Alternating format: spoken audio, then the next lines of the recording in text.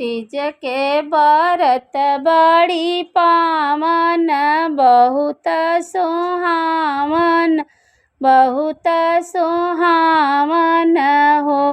गौरा भूखल बड़ी भादो मास के तीजियात, शिव के पूजन चले हो। गौरा भूखल बड़ी तीज के बरतियात, शिव के पूजन चले हो।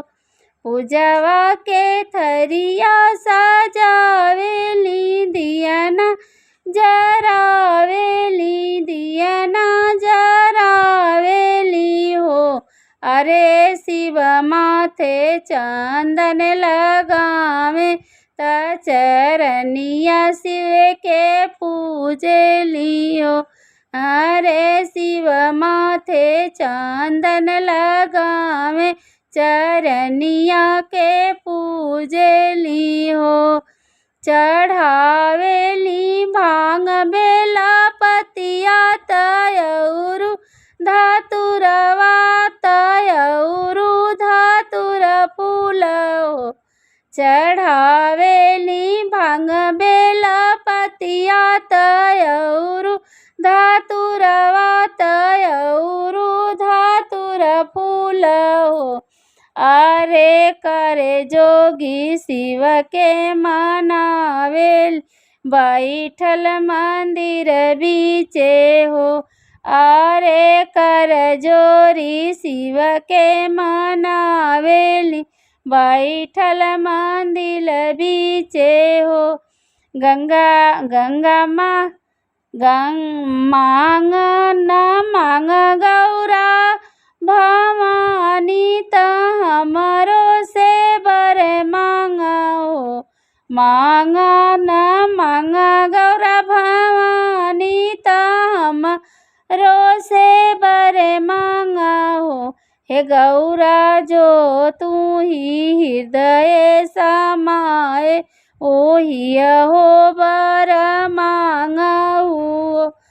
ओ गौरा जो तोहरे हृदय समाए, ओही बर मांग हो। रऊ रे दिहल भोले बाबा सब कुछ नैहर सासुर हो। रऊ रे दिहल भोले बाबा सब कुछ नैहर सासुर हो। महादेव गोदी बाड़े गणपति कार्तिक, धन धन भाग हमारई हो। गोदी बाड़े गणपति कार्तिक, धन धन भाग हमारई हो।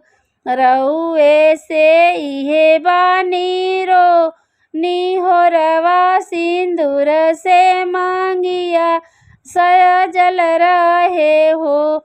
रउए से इहे बानी होरवा, सिंदूर से मांगिया सजल रखबी हो। महादेव जन्म जन्म ए हवाती, तारऊ सोहागिन बनियो। शिव जन्म जन्म ए हवाती, तारऊए सोहाग बनी हो।